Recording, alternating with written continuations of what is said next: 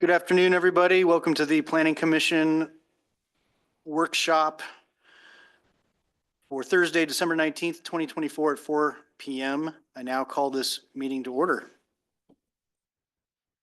Determination of a quorum.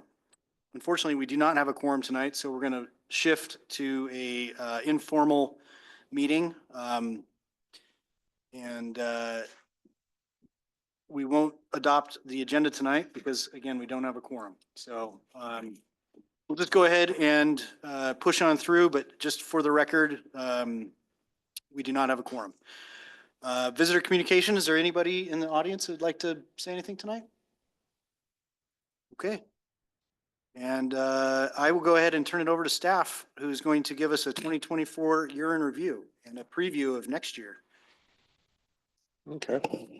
I just note also for the record that no decisions are going to be made tonight. This is just an informal workshop, a look back at 2024, and just a little look forward to possible projects that might be on the docket in 2025. So ordinarily, we wouldn't be holding a meeting with a quorum, without a quorum, but since this is just a more kind of a review, no decisions being made, felt it's okay to continue on. So we had a busy year in 2024, 18 meetings that we held. Typically we held meetings twice a month, but we did have a few that we took off. As you can see, the majority of those were workshops. We do lots of workshops here to, especially when we have development code amendments, things that would be shaping policy that we want to get input on. Those workshops are ideal environments for that. And as you can see, we're busy with development code amendments this year with the short-term rentals, the applicant-initiated tourist commercial zoning amendments, defensible space, and building hardening. So a good chunk of our year was spent talking about policy and crafting policy, and resulted in an updated short-term rental ordinance, as well as some amendments to the tourist commercial zone, and lots of work on the defensible space and discussion about building hardening. But those ones will be projects that are or hearings that will occur in 2025 as they're still under discussion. And then we held 4 public hearings by my count. Sunset Meadows came in for some modifications. I believe that was to the phasing of Sunset Meadows, and it's been a while, so I don't remember all the details, but they came through for some modest changes to their plan that had to go back through the process, because when you have a application that goes through the process initially, coming to the Planning Commission, any major modification has to basically come back through that same process.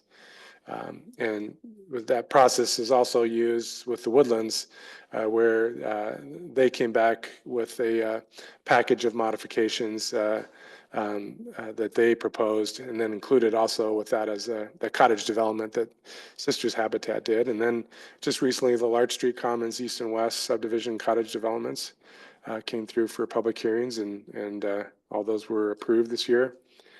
And then obviously the urban growth boundary amendment has been a major endeavor here at the city, and it also has involved the Planning Commission, both in workshops with the Planning Commission and also in the steering committee, where we have 2 Planning Commission members that are sitting on that committee, Commissioner Reitzman and Commissioner Blumenkron, who will continue to serve in that purpose.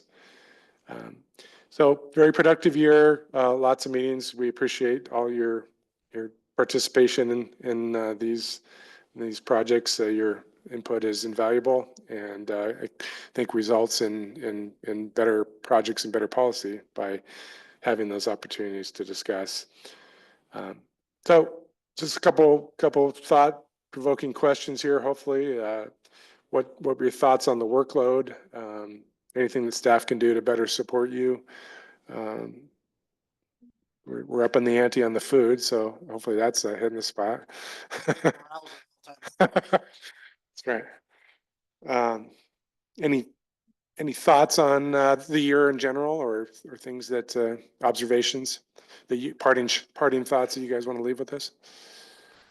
Um, I know it's, excuse me, state law that says the planning commission has to get, the information on a hearing 7 days prior to, a couple of those hearings that we had. The volume of stuff was, 250 pages. I remember when the city was the applicant, we were looking at the sewage water and the freshwater expansion for 20 years down there, master plan. Mhm. Those were massive. And it would be, I think it would be helpful for other members of the planning commission. Even though it's state law, you have to do it a week ahead for projects like that. I would think that 2 weeks, 10 days would Mhm. be very helpful, because that was Mhm. a lot of reading, and I am a stickler for reading that stuff. And some of those graphs I did not read. I looked at them and went, oh, I don't understand that. A Yeah, lot of this stuff was awful lot of reading. yeah. Good feedback. We try to, anything of any significance, try to do at least one workshop, if not more. But we don't always have the final documents in place until kind of right up against the deadline. So I can see your challenge I there. mean, can you make it I know it's a state law, but can the city have a policy or a law that says, oh, we're gonna get this stuff to the planning commission and the city council 2 weeks ahead of time, as opposed to, and so the hearing might have to be a little bit later, because it's hard to make and then come to a hearing and then have to have a list of questions that you want Right. to ask. Is that something you felt consistently, or were there just a few kind of, The bigger the bigger you projects? cited the master plans, which, those Yes. documents were like, Yeah. 100+ pages Oh, long. yeah. Yeah. Yeah. Um, So, the Woodland was a big packet. The Sunset Meadows was a big packet. The city's master plans were huge packets. mhm. Yeah, yeah. Um, You just travel too much, Tom. Yeah. Well, and then and then to have an application, to have a hearing on a Thursday, get the information on the Thursday and I always want a hard copy. So yeah, sometimes I wouldn't look at my email to see that I got something, and then it's too late to get. would getting printed copies help Getting you printed earlier, like the copies, day, like Thursday, actually having a printed copy available at that minimum 7 days in advance? Because you're right, it's usually an email packet that you get 7 Yes. days in advance. We could And make sure that we have the printed out copies 7 days in advance as well. And I think Because sometimes you get that 7 days becomes 5 days or 4 days if you don't get it on Friday. part of my problem is didn't grow up with a computer. My wife has one, I don't have one. I get everything on my phone. I'm a dinosaur, so hopefully younger generations of people who are more adept are getting involved Hmm. in city government and on commissions and on committees, so that, because, it's, people my age are sometimes computer challenged. Yeah, understand. Right. Fully. I think it's hard to digest the larger packets online anyway. Mhm. I mean, a few pages I can digest that way, but it's hard to figure out how to flip back and forth. So, Mhm. Yeah, but you might have a whole new group who are non-paper people, who knows? right. Yeah, some people ask for printed copies consistently, some don't. So I think it's just, there's a variety of preferences. I think it'd be challenging to get it out 2 weeks in advance. So I think a couple of those things, I think that's where we've tried to adopt the use of a workshop, prior to the public hearing, so that chance to get the bulk of the record in front of you upwards of a month in advance. So these feels defensive to try to protect our required um, calendars and those precious days leading up to the hearing. I think another point to be made is that we have the 14-day mailed notice requirement prior to hearings. And if we were issuing a packet right around the same time we're issuing that mailed notice, we wouldn't have any opportunity or limited opportunity to incorporate any of those comments within the staff report. So gives us at least an additional week, between the mailed notice and the issuance of the staff report to at least incorporate, analyze, and prepare those public comments that come in at least during that time period. Now, one could say we just to your point, consider bumping everything out, earlier. But just wanted to acknowledge that. No, I understand. That chance for those public comments to be received and evaluated by staff before they're just presented at the public hearing, just there. I work for the government and it grinds slow, grinds fine. Yeah. It really does. So just want to make those comments, but I appreciate the input. Yeah, I don't even know if there's something you can do about it. It's just, that's the way it is. Maybe on those bigger projects, having multiple workshops. Yeah. So it sinks in, you have the opportunity for it to sink in over a longer period of time. And it's something- you guys are, you're professionals, you do this for a living. We're neighborhood people who don't do it for a living and have other interests, and so it's, it's not in the front, it's not on my front burner. Yeah. I tried to get it closer to the Yeah. struggle. It's a lot to balance. Yeah. Yeah, for sure. Maybe if it's a difference between a couple days or something, like that, buy you a couple extra days and we have things ready, we could try to shoot for that, maybe to give you a little extra time on particularly big projects. An unofficial packet. Oh. Whoa. Well, and I guess that's another, recognition that on the larger projects, or higher profile, that we've been creating web pages. That's a newly adopted practice of creating web pages and housing the project record there online. So there's a chance along the way to monitor and keep track. Now, it's not at your front burner, but there's that additional tool that we're trying to utilize too. But yeah. The other thing I think that the planning commission, in the information we got from the state, how to have the planning commission. I can't remember exactly what the packet said, but it makes mention in there of the planning commission meeting with citizen groups on at least yearly basis. And I don't think we really did that. And I think that would be good for the planning commission to have forums with meeting representatives from neighborhood communities on topics that are coming up. Questions and. So the city council does that currently. They actually have these coffee know, with I just- council. It said that it was a good idea for the planning commission to do that, and I would agree with that. Did it actually say go out into the community or does it host, we did that one, I think it was about a year ago where we had an evaluation, I think, of all of our community involvement.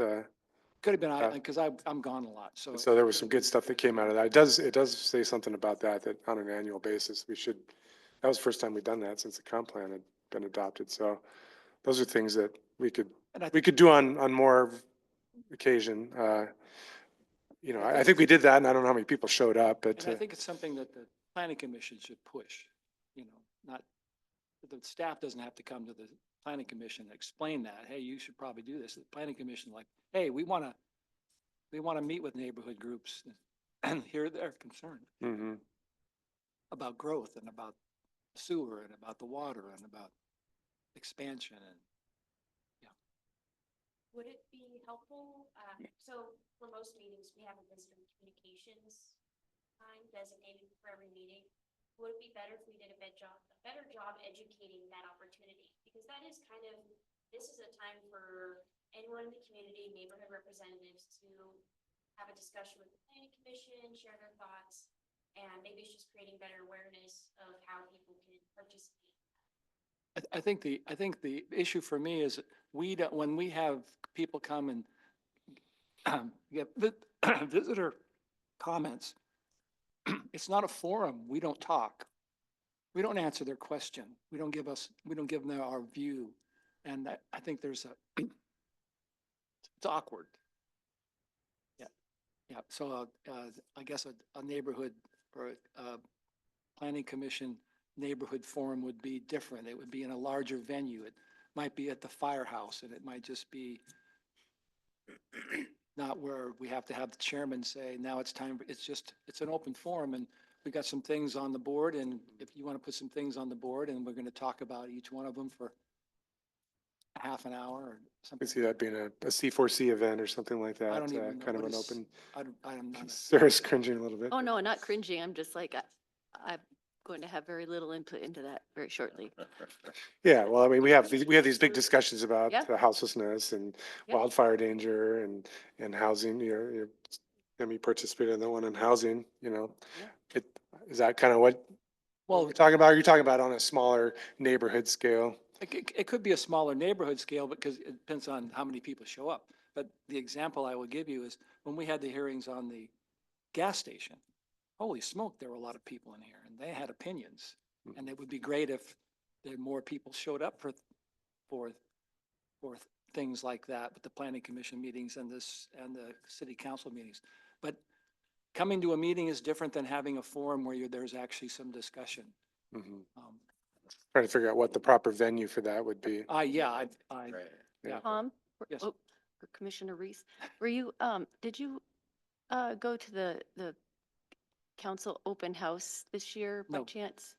'Cause I mean, that was like just different people at tables and having informal conversations with, both staff and council members about, topics that people brought in too. That was right here. I don't know if that'd be a good format, but it Yeah, was, I don't know. I found it effective. I had something to say and I was able to come in and have a conversation about it with a couple different people. You got the longest down longevity. What do you Great. think for the last 10 years? Been a lot of change. Both out there and in here. All for the better, I would say.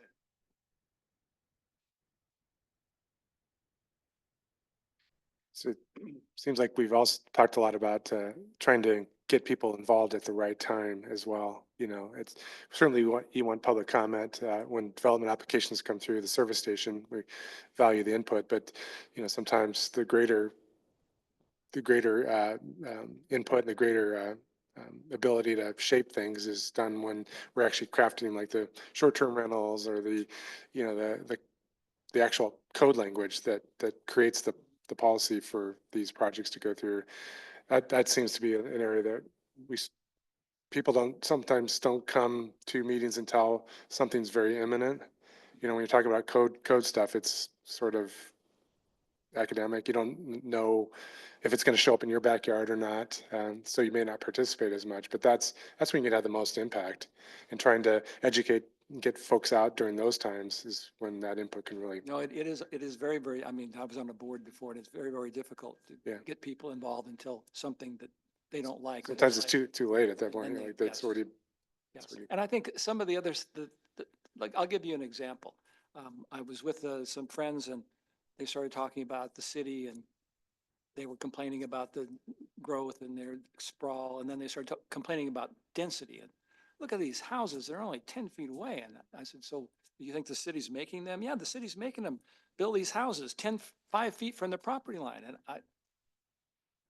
And so I educated them. I explained that to them, that there's no rule that says you can't build it farther away from your property line. There's just a rule that you can't build it closer than that. Yeah.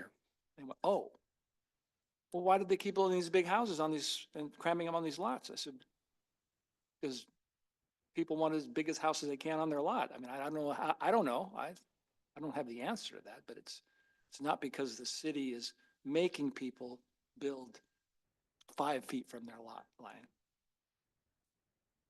Facilitating it, but not making people. You know, Right. I mean, it's not like something. it's all trying to use the land as efficiently as we can The within our minimums. Yes, urban growth boundaries. it's a minimum, yes, but then, and the awkward part of it is that, just in our neighborhood, those 5-foot yards are useless. And then people don't like it. Somebody who buys the house and gosh, I wish I had a bigger yard.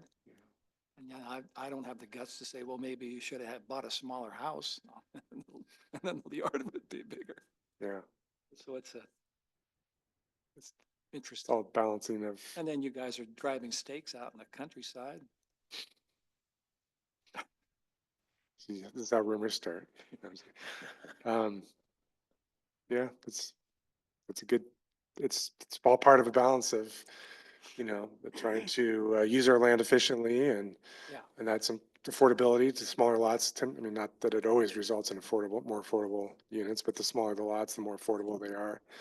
Um, How, so it's a loss of private open space, but we've got this great Parks Master Plan that we just went through. And so hopefully the exchange there for smaller lots and less private open space is better public space where you can actually go out and throw frisbee and do things like that. So it's all a balance, trying to protect our farms and our forest lands by being more efficient and compact.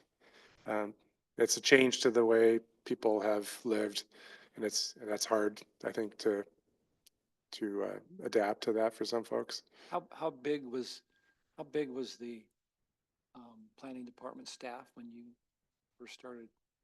Let's see. Pauline, Eric.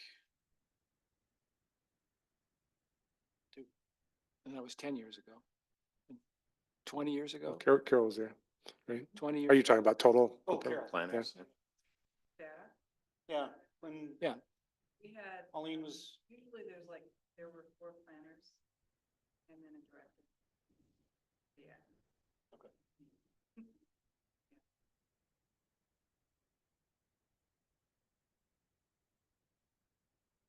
yeah, I think the level of professionalism that the staff has brought to the table has been exceptional and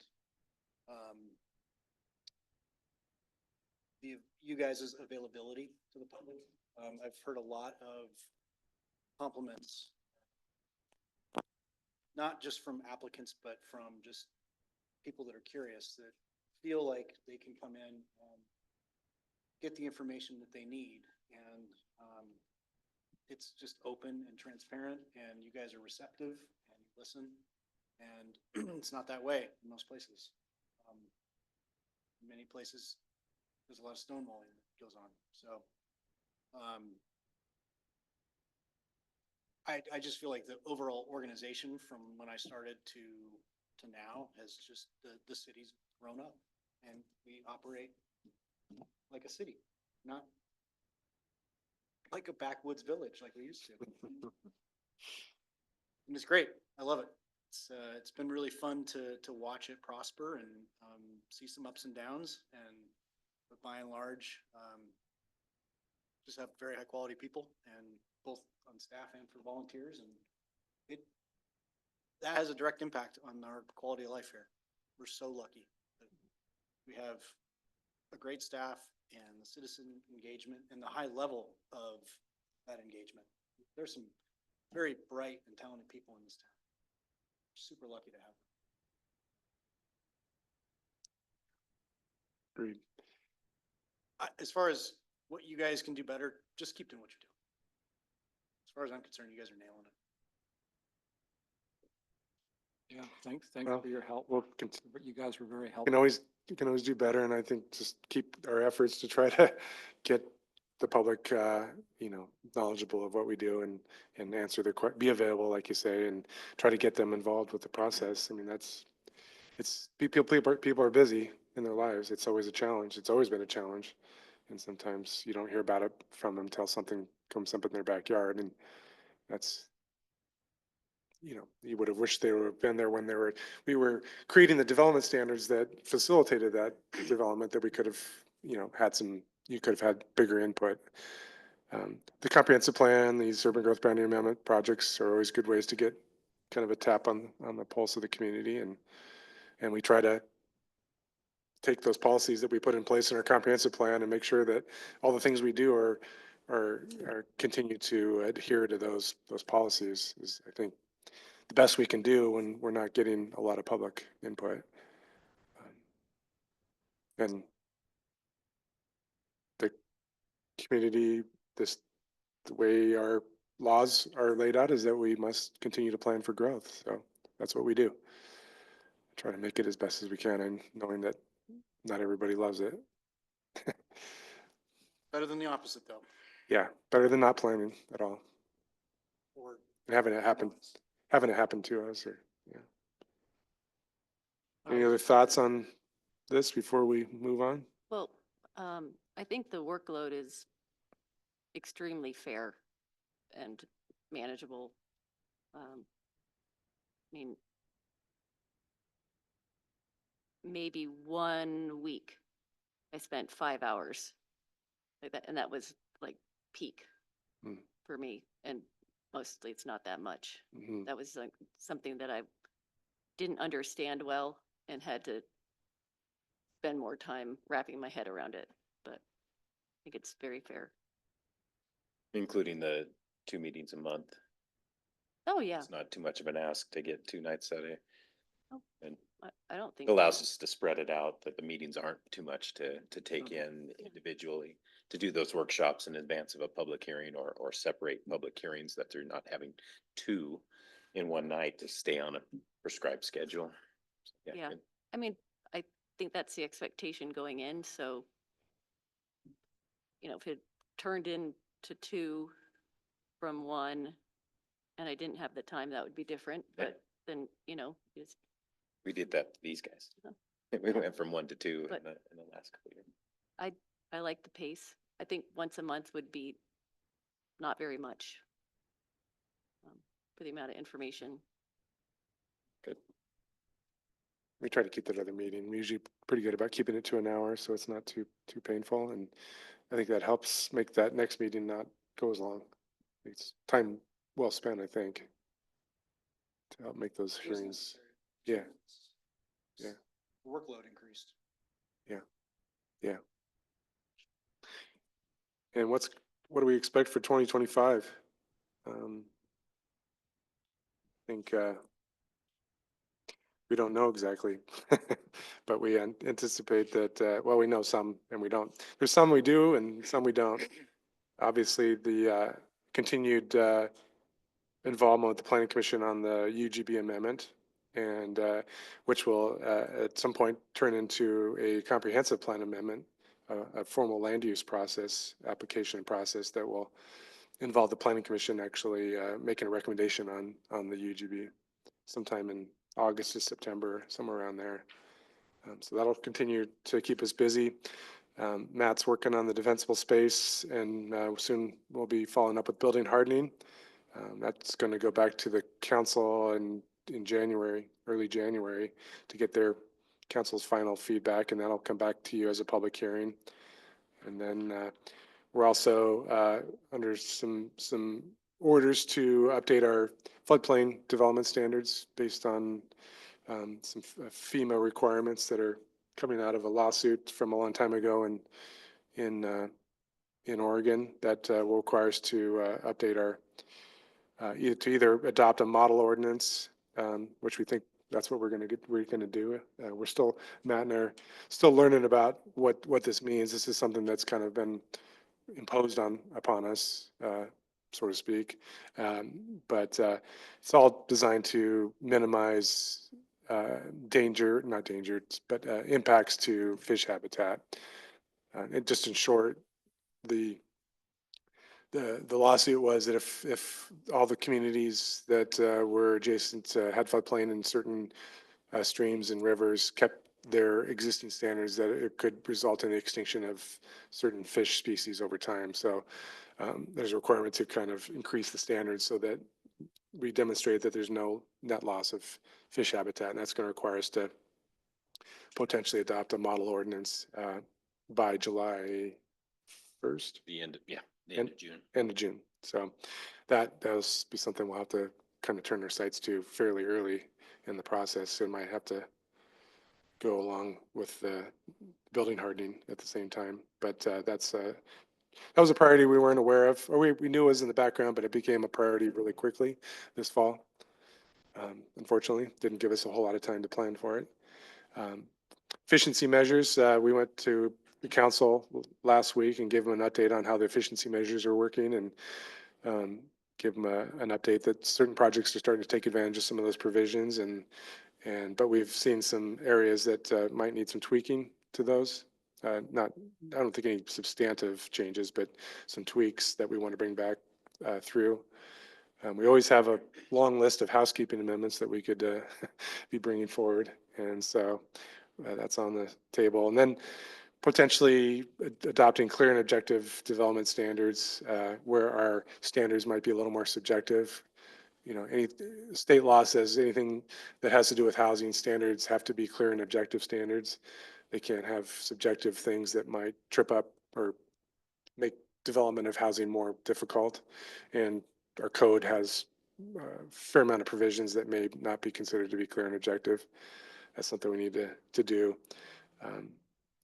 especially related to the design standards, as we kind of noted in the last application, how our 1880s design standards are fairly subjective. And then we know we'll have public hearings on the tree removal fines for development that we've workshopped with you. I mean, has a major variance for 317 Jefferson that will be coming forward. And then council goals coming forward here in February oftentimes result in some major work plan items for our department that also involve the planning commission. Short-term rentals came out of that last time. So we don't know what those are going to be yet, but those could impact our workload. And then just wanted to put on there that something I've heard and we haven't done for a while is having a joint meeting with the council at some point so they can hear from you guys and vice versa.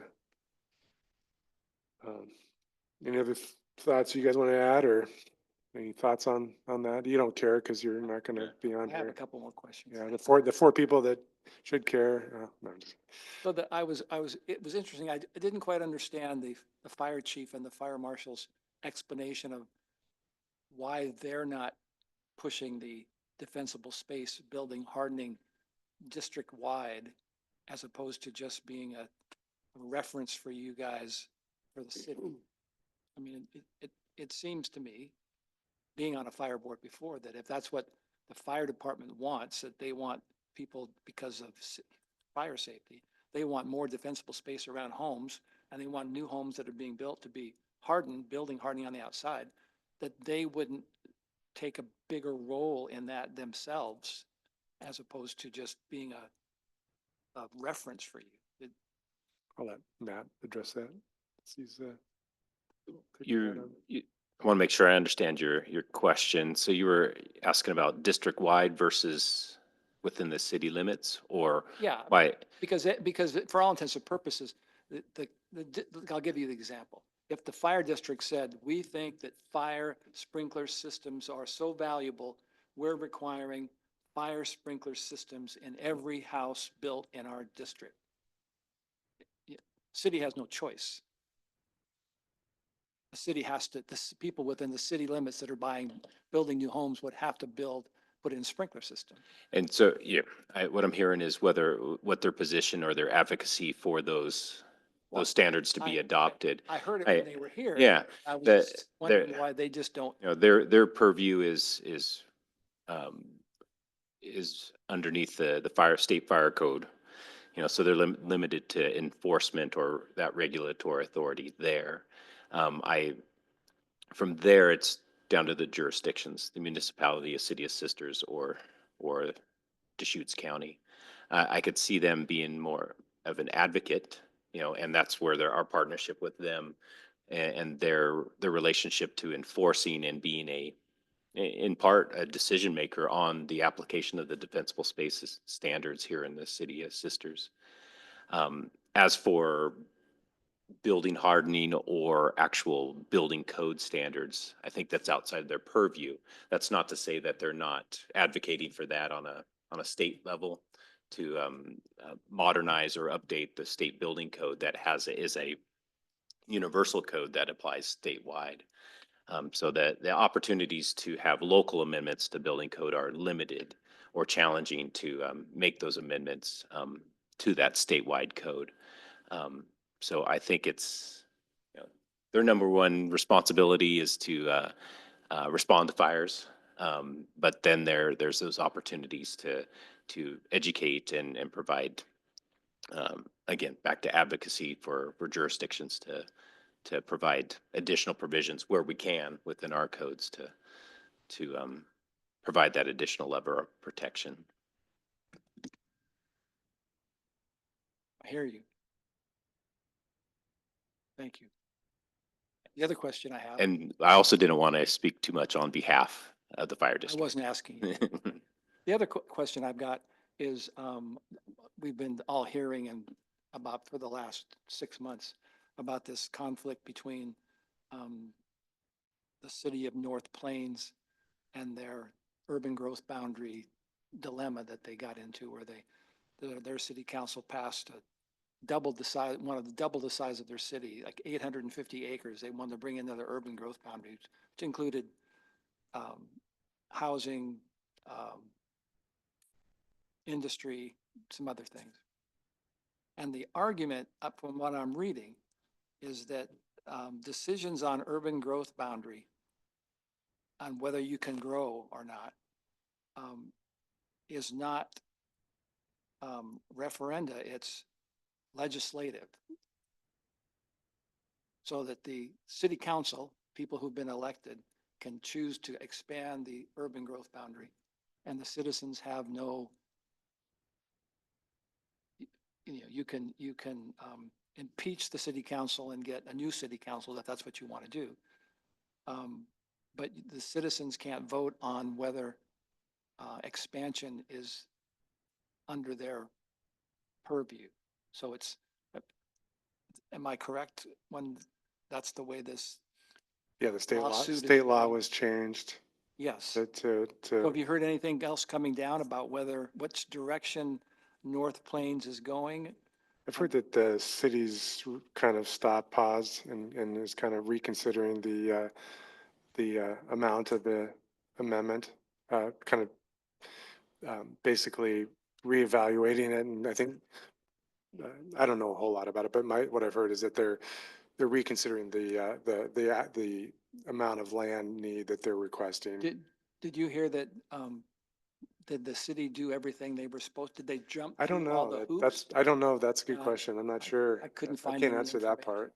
Yeah. The thing that I read said that there was a group that was thinking about, and it's like advocacy group in the area, impeaching or recalling the city council. And then they had like 4 or 5 members of this group who wanted to run for Yeah. city council. Right. And that's the way they were thinking. But I couldn't find any more articles on that. My understanding is there's some dispute about whether that law could be applied retroactively. Because the law the city councils couldn't vote on UGB amendments, came after that North Plains decision, or after it was challenged and overturned. Yeah, and I think that, So there was some question about whether that law could be applied retroactively, but it's definitely applies for ones going forward from now. because I think the governor Yeah, said it till back to sometime in 2023 as we, yeah. Yeah, because that could have the potential impact of thwarting the growth management law altogether. And make it difficult to meet all the housing goals. So I don't think it affects sisters. Well, I mean, In other words, it I could- don't believe that a vote is possible. oh, yeah, no, it's just interesting because I remember when I, used to live in Philomath, that came up several times when Philomath voted to not have some land annexed. And I think the state law changed because the of, state law changed somewhere, I can't remember, but it was just interesting because, citizens are pretty pissed about that. yeah.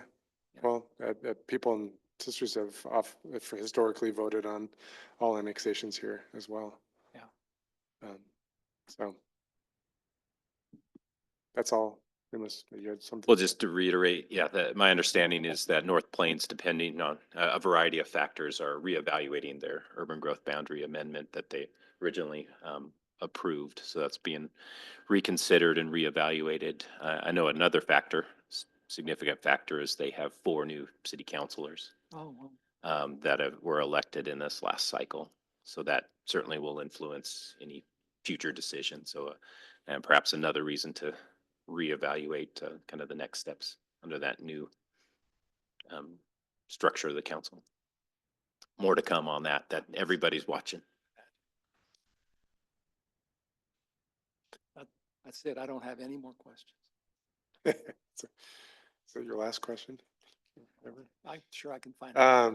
So this is the point where we want to just kind of say some parting words to our parting commissioners and thank you for your time. And first, we want to start off with Sarah, commissioner since April 2023. She's departing us for greener pastures, but not very far, See?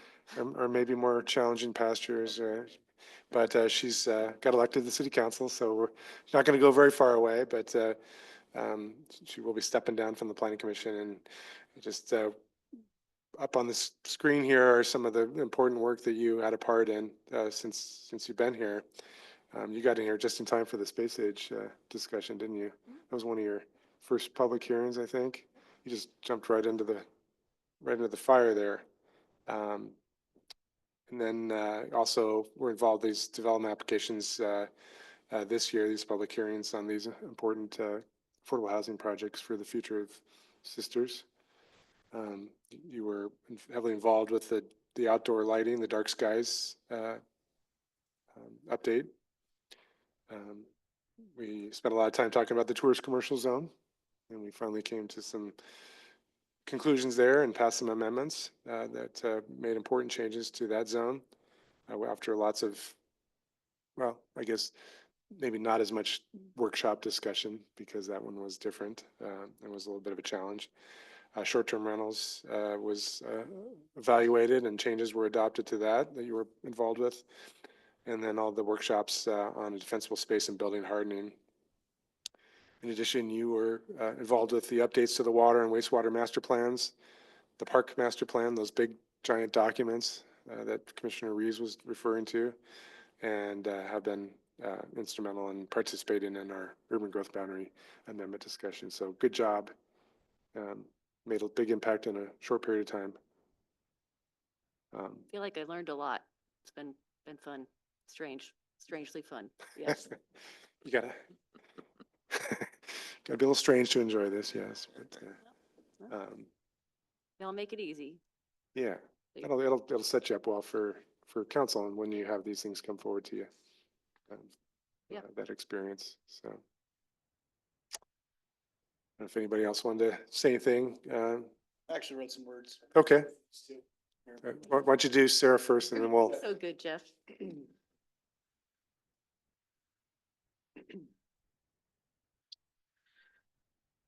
Sarah has been a valued member on the commission for 2 years.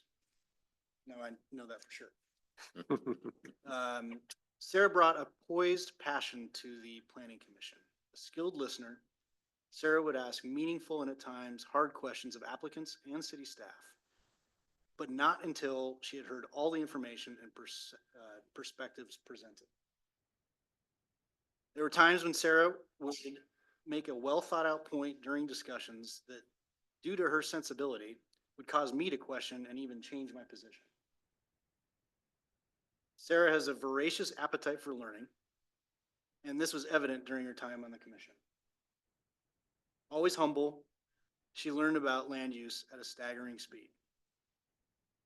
We all know that Sarah will bring this same passion, humbleness, and effectiveness to her new role on city council. She will thrive, and the city and its citizens will benefit. Sarah, we are grateful for your contribution to the Planning Commission and to the City of Sisters. Thank you for your service. Thank you. We have a little gift for her.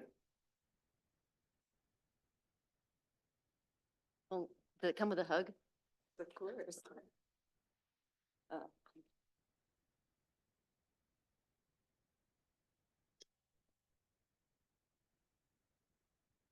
Mr. Rees. You have been a commissioner since early 2021. And in addition to the projects that I just mentioned for Commissioner McDougall, you also worked on, you came in right as the Woodlands, the large Woodlands Master Plan was coming through. And so that was a big project to get you started on.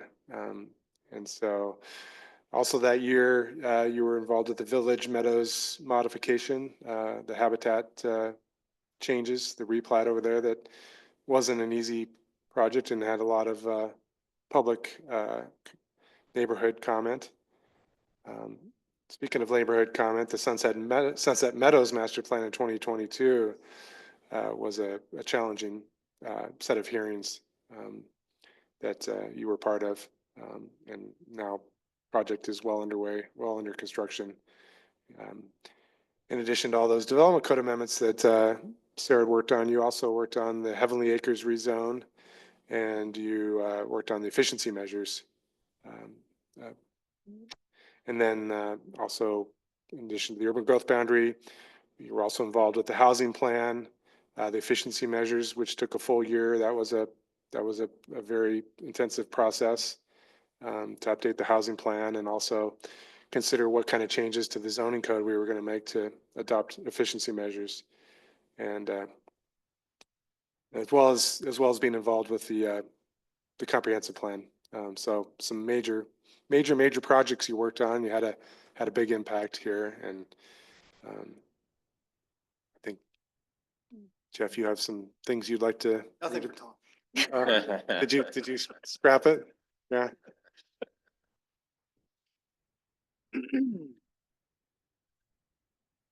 Tom's been a valued member of the commission for some time, 4 years, I believe, and I guess pretty close to that. Tom always brings a unique perspective and asks thoughtful, tough questions. Tom always has the best interests of the citizens in mind and is a fierce advocate for livability, walkability, and sustainability. Tom takes a common sense approach to complicated issues and frequently offers a dissenting and always respectful opinion. Often the catalyst for robust discussion during deliberations, Tom is skilled at offering a less obvious perspective, resulting in the best decisions being made for the city. Thank you, Tom, for your contribution to the Planning Commission and to the citizens of Sisters. We are all better off because of your service.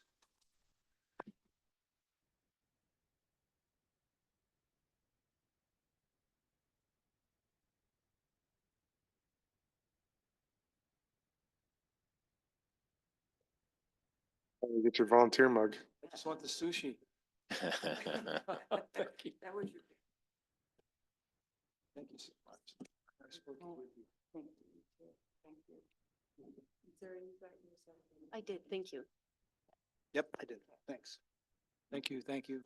So did Jeff's PowerPoint presentation blow up your computer? It was so big. Took a couple extra slides. Yeah.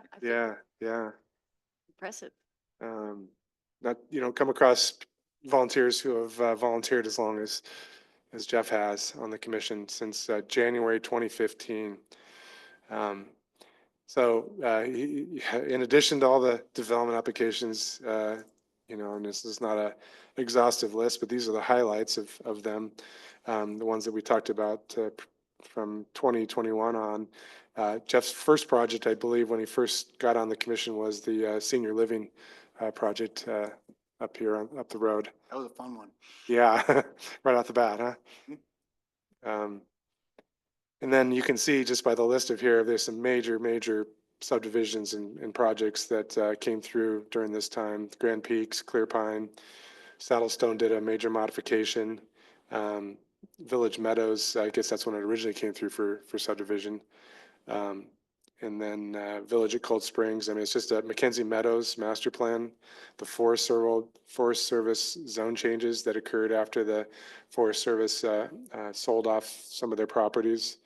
So major applications that you participated on while you were here. Then plenty of development code amendments as well. establishing the Pine Meadow Village Zone District, establishing a definition and parameters for the formula food establishments. Was that controversial? Just a little bit? Update of landscaping standards, increase of building heights in the downtown commercial zone, update to cottage development standards, update to the ADU standards, a new special floodplain standards in 2018. Another nice light topic, short-term rentals in 2018 and 2024. You've been around long enough that you've been there for the original consideration and then the reevaluation later. So you know you've been around for a while when that happens. Downtown commercial amendments several times there, and then also involved with the standards, the special provision standards for service stations in the downtown commercial zone that are all those have monumental impact to this community. And then on top of that, big picture projects that you've worked on, 2019 housing needs analysis. You also were on chair of the commission during the comprehensive plan update in 2020-21, followed by the efficiency measures in the housing plan update process, and then followed by the urban growth boundary expansion, and then some of these other Adams Street improvement proposal. Is that the frontage improvements, or what was that?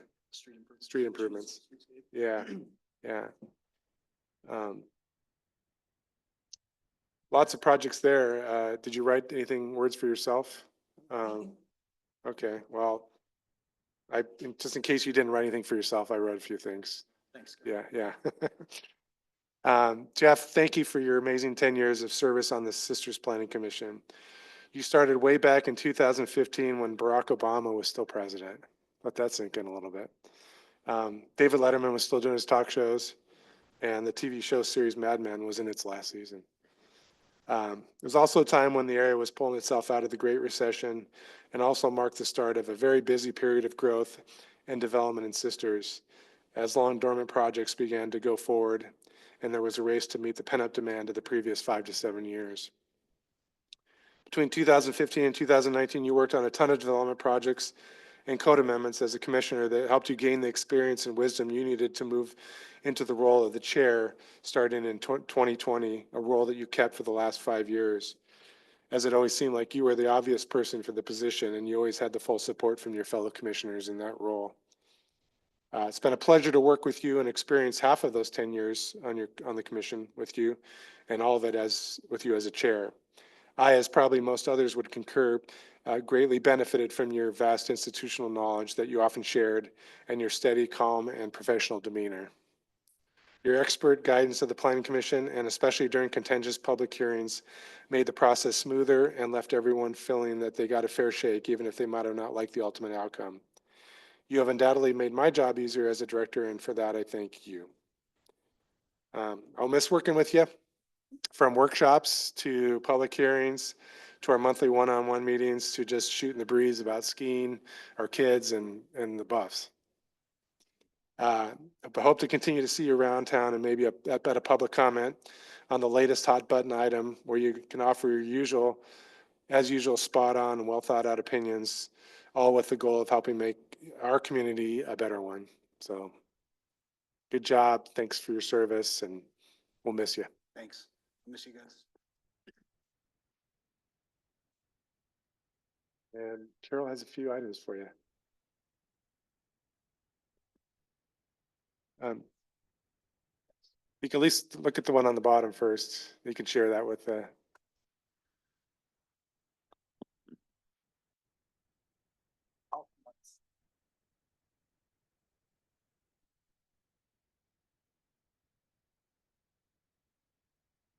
little something for the office. That Aw, was the population when you moved here, I think. Yeah. So, I love that. I want to thank you very much for your well-run meetings. There's nothing worse than a badly run meeting, and you did a great job of keeping people calm and keeping us on track, bringing us back when we sometimes got off track. And I was very happy with the way you ran our Thanks, Tom. planning commission meetings and our hearings. Appreciate that. Thank you. Yeah. Thanks, everybody. It's been my pleasure to serve. I've benefited immensely from this opportunity. It's been great. Yeah. Now I'm gonna ride off into the sunset. Or hike off onto a giant mountain. Perhaps, yeah. All right, well, with that, that's the meeting. Okay, Yeah, thank you guys for all you do, and we'll miss you, all of you. all right. We are officially and unofficially adjourned. There you go.